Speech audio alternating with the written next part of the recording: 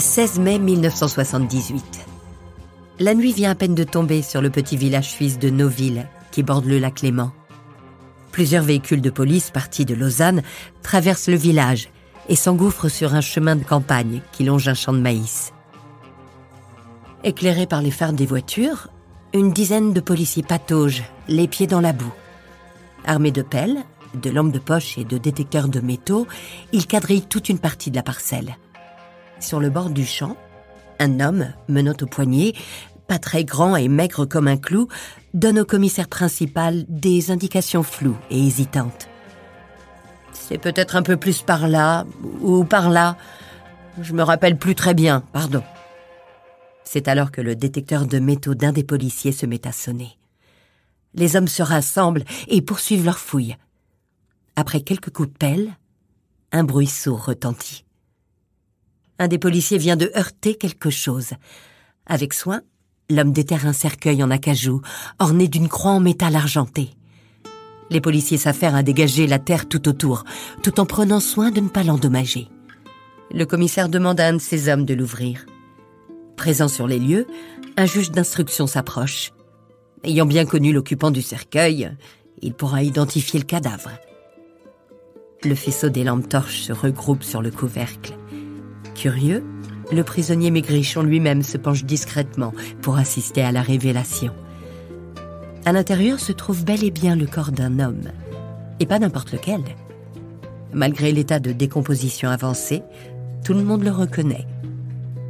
Il s'agit d'une des plus grandes icônes du cinéma, le grand Charlie Chaplin. Podcast Story. 4 mois plus tôt, le jour de Noël, la nouvelle s'affichait en une des journaux du monde entier. Charlie Chaplin est mort. Il s'est éteint dans son sommeil à l'âge de 88 ans, victime d'un AVC après avoir célébré son dernier réveillon aux côtés de sa famille, dans son manoir de Bann, en Suisse. Le cinéma pleure la disparition d'un de ses plus grands génies comiques. Charlot, son célèbre personnage de vagabond au grand cœur, reconnaissable par sa célèbre moustache, son chapeau melon, sa canne et son costume rapiécé, attiraient sa révérence. Les temps modernes, le Kid, La ruée vers l'or, Les lumières de la ville, Le dictateur, sans compter près de 70 courts-métrages. Tous ces films sont aujourd'hui encore considérés comme des chefs-d'œuvre. Originaire d'Angleterre, Charles Spencer Chaplin a connu une ascension fulgurante. Des quartiers miséreux de Londres aux commandes d'un des studios les plus imposants d'Hollywood, il a vécu entre drame et succès. Ses ennuis commencent au début des années 50. Après la Seconde Guerre mondiale, la guerre froide met le monde sous tension maximale. Et les États-Unis et l'Union soviétique tentent d'imposer leur idéologie et leur pouvoir sur la carte du monde. Sur le territoire américain, le sénateur McCarthy met un point d'honneur à débusquer les sympathisants communistes qui se logent dans le nid de la nation. Une véritable chasse aux sorcières est menée et le monde du spectacle n'est pas épargné. Pour faire tomber les traîtres communistes, McCarthy demande l'aide du FBI, alors sous la coupe du redoutable John Edgar Hoover. Ce dernier ne tarde pas à mettre son nez dans les affaires d'Hollywood, et plus particulièrement dans celle de Charlie Chaplin. À la tête de son propre studio, Chaplin bénéficie d'une totale indépendance de production. Et c'est bien ce qui dérange Hoover, qui voit en lui un danger pour le pays. Ses prises de position politiques et anticapitalistes dans ses films comme Les temps modernes ou encore Le dictateur le classent tout en haut de la liste des suspects d'Hollywood. Chaplin nie, mais Hoover en fait une affaire personnelle. Il veut la peau de Charlot. Faute de preuves, tout est mis en œuvre pour détruire la notoriété de Chaplin. Le FBI met à jour les différentes affaires extra-conjugales de l'acteur qui lui valent plusieurs procès.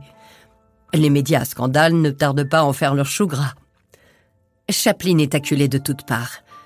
Son téléphone est mis sur écoute, sa vie privée de plus en plus dévoilée, ses comptes sont scrutés et ses films décortiqués. Le dossier Chaplin s'épaissit au fil des années et le moral du réalisateur, tout comme son succès, sont en berne. Ses derniers films sont des échecs commerciaux. En 1952, alors qu'il présente Les Feux de la Rampe en Angleterre, Son visa américain est annulé sur demande du procureur général des États-Unis. N'ayant pas la nationalité américaine, impossible pour lui de repartir à Hollywood. C'est dans ce contexte houleux que Chaplin s'installe en Suisse, dans le manoir de Bannes, sur le territoire de la petite commune de Corsier-sur-Vevey. En compagnie de sa femme Oona et de ses enfants, il y vivra jusqu'à sa mort, le 25 décembre 1977. Ses funérailles ont lieu le 27 décembre et sont retransmises en direct du petit cimetière local sur les chaînes de télévision du monde entier.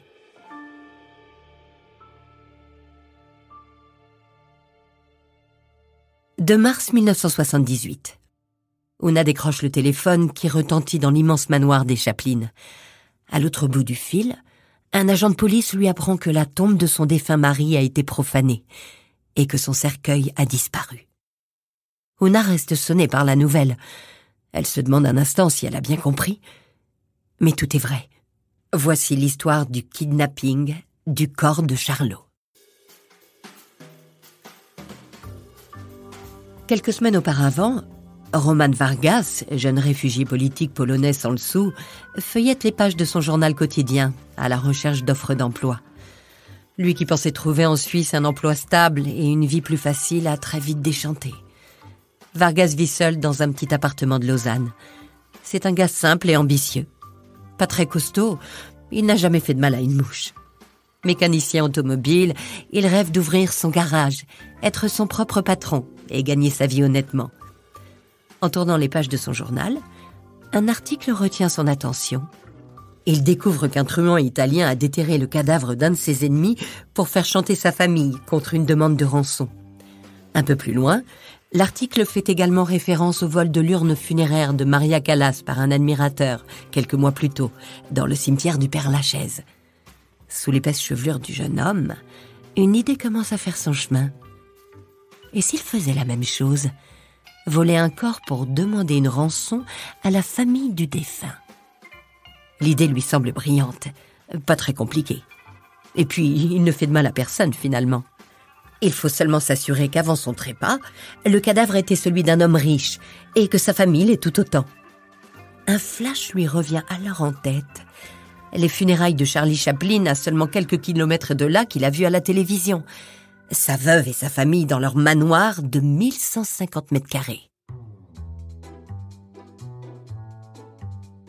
Le voilà son plan. Voler le corps de Charlie Chaplin. Non, mieux encore, faire croire à un vol. Pourquoi s'embêter à trimballer le cadavre d'une des plus grandes stars du cinéma ? Il lui suffit de déterrer le cercueil de l'acteur et de creuser une fosse encore plus profonde pour le réenterrer et ainsi donner l'impression que le cercueil a disparu. Un plan parfait, digne des plus grands génies du mal. Mais comment s'y prendre ? Avec ses 70 kilos tout mouillés, Vargas se voit mal déterrer et réenterrer à main nue un cercueil de 200 kilos. Il lui faut un complice. Pas besoin d'aller chercher trop loin. Il monte chez son voisin Gancho. D'origine bulgare et mécanicien comme lui, Gancho Ganev, 38 ans, se trouve comme Vargas complètement fauché. Emprisonné en Bulgarie après avoir tenté de fuir vers la Turquie, il s'est échappé et a réussi à rejoindre la Suisse. Avec son mètre 90 et son physique d'armoire à glace, il est l'homme de la situation pour Vargas, qui parvient à le convaincre de l'aider à déterrer le corps. Il lui propose également de l'embaucher comme mécanicien principal du garage qu'il ouvrira une fois l'argent en poche.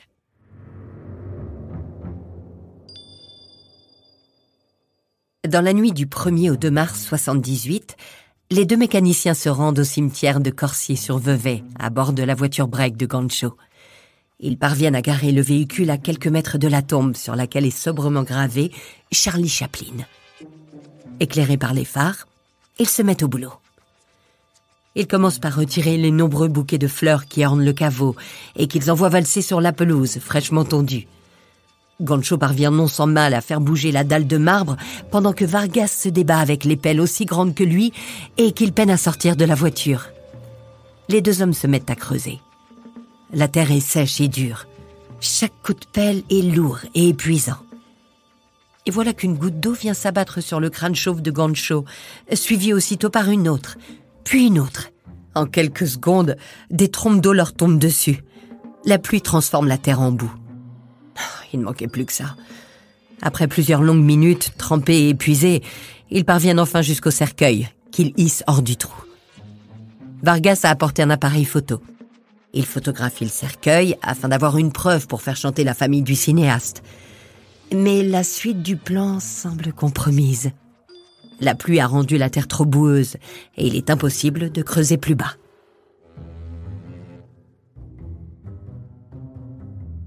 Les deux fossoyeurs n'ont pas d'autre choix que d'embarquer le cercueil avec eux. Une chance que la voiture de Goncho soit assez grande. Enfin, presque assez grande. Ils se mettent alors à traîner la boîte en acajou jusqu'au coffre du véhicule. Ils glissent, tombent dans la boue, puis parviennent finalement à le hisser à l'intérieur. Et voilà que les deux profanateurs de sépulture, recouverts de boue, quittent le cimetière avec un cercueil dépassant de leur coffre. Mais que faire du corps ? Sur le siège passager, Vargas commence à paniquer. Que faire ? Ils ne peuvent pas rentrer en ville avec le cercueil. Trop dangereux. Goncho a alors une idée. Il change de destination, direction le petit village de Noville, où il connaît un petit champ de maïs isolé, sur les bords du lac Léman. Un endroit idéal pour planquer un cadavre.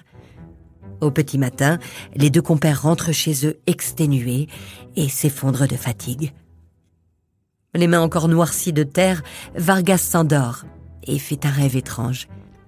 Dans son garage flambant neuf, il se voit à la tête de plusieurs employés, portant tous une moustache et un chapeau melon.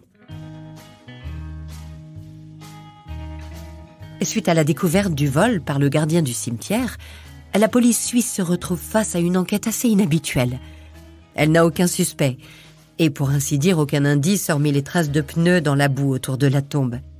L'affaire fait très vite grand bruit, et la presse internationale commence à parler de cette disparition aussi macabre qu'absurde. Mais pourquoi voler un mort ? On parle de fans voulant s'approprier la dépouille de Charlot, ou encore de nationalistes anglais souhaitant ramener le corps de Chaplin sur sa terre natale.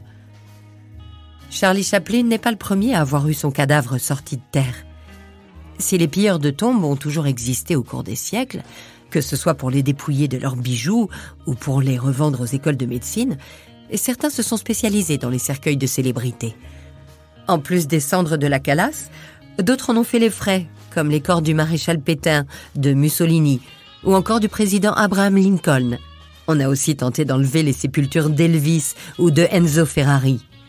Quoi qu'il en soit, les enquêteurs suisses piétinent et n'ont aucune piste.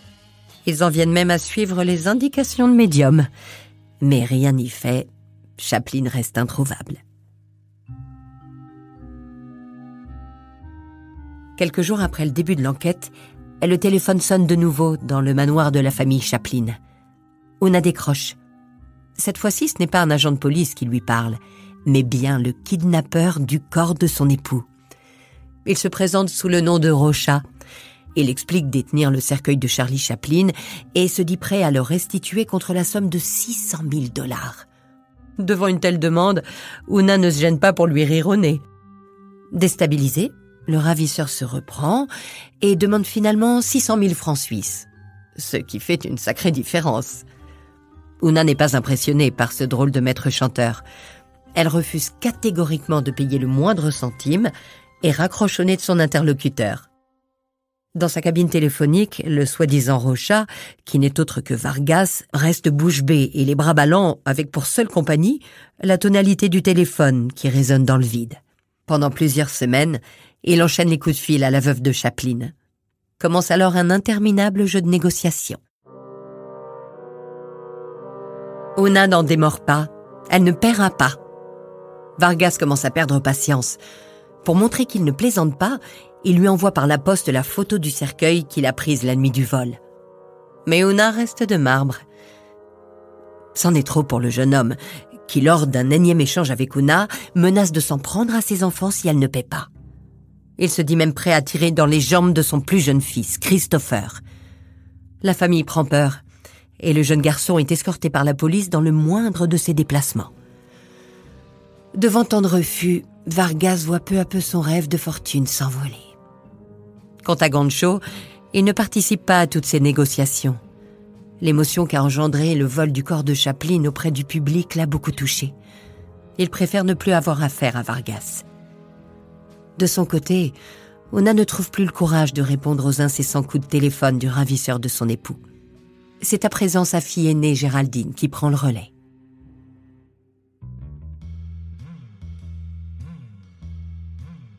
Vargas ne lâche rien et continue de réclamer sa rançon.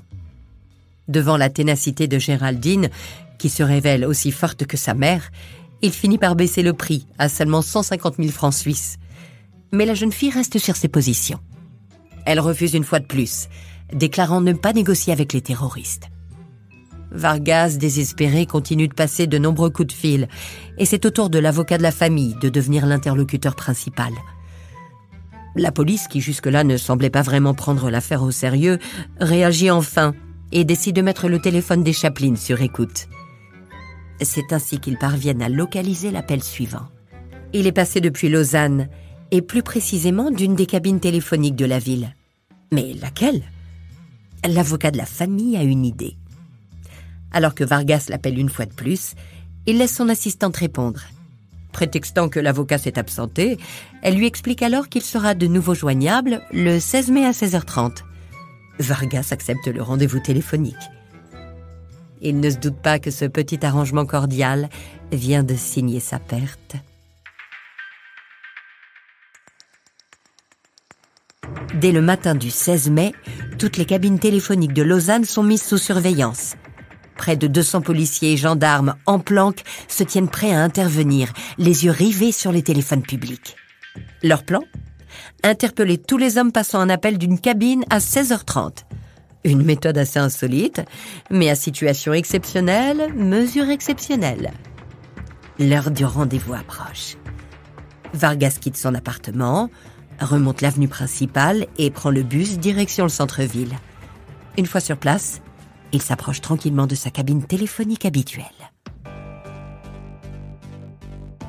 Il est 16h30. Il entre dans la cabine et commence à composer le numéro de téléphone du manoir des Chaplin qu'il connaît par cœur.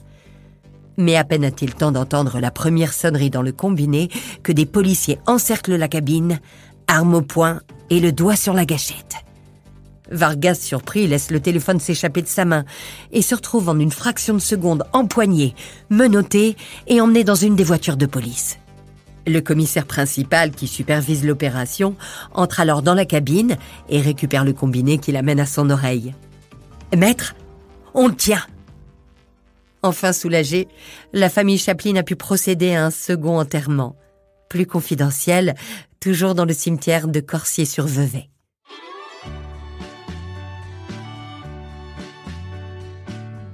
Condamnés respectivement à 4 ans et 18 mois de prison, Vargas et Gancho ont écrit plusieurs lettres d'excuses à la famille Chaplin, qui leur a finalement accordé son pardon. Après s'être littéralement retourné dans sa tombe, Charlie Chaplin repose désormais sous une dalle de béton de 2 mètres d'épaisseur. En découvrant le champ de maïs où a été trouvé le corps de son père, Eugène Chaplin, le fils aîné de l'acteur, a déclaré qu'il s'agissait en réalité d'un endroit absolument magnifique. Avec une douce ironie poétique, digne des œuvres de son père, il regretta presque que le corps ait été retrouvé. Il semblait être bien là-bas, en paix, loin de tout.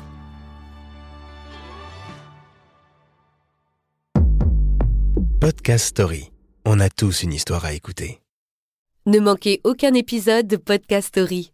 Abonnez-vous et mettez 5 étoiles sur Podcast Addict, Amazon Music ou Spotify.